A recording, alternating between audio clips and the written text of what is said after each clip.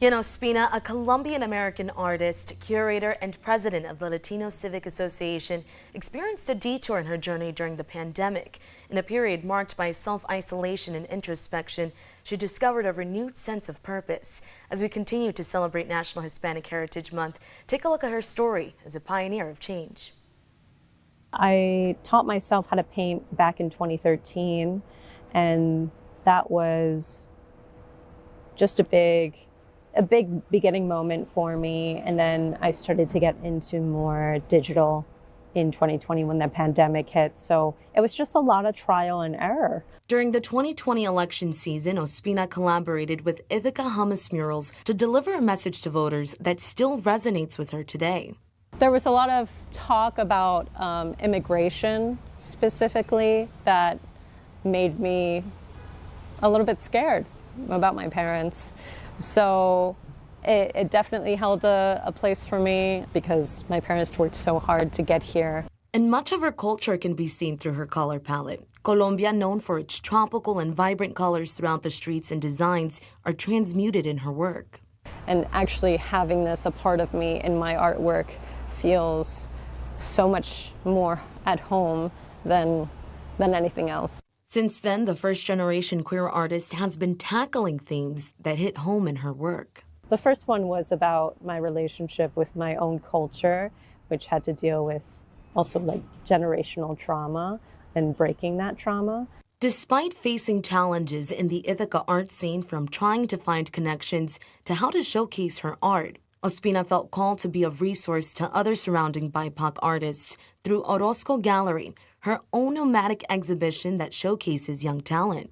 Since I've gone through trial and error, I've been wanting to pass on information to help other artists make this their whole lives. A year ago, Ospina visited WNY for a sit-down interview to talk about the second annual Hispanic Heritage Fiesta. During that time, she was only a volunteer pitching this idea to the Latino Civic Association.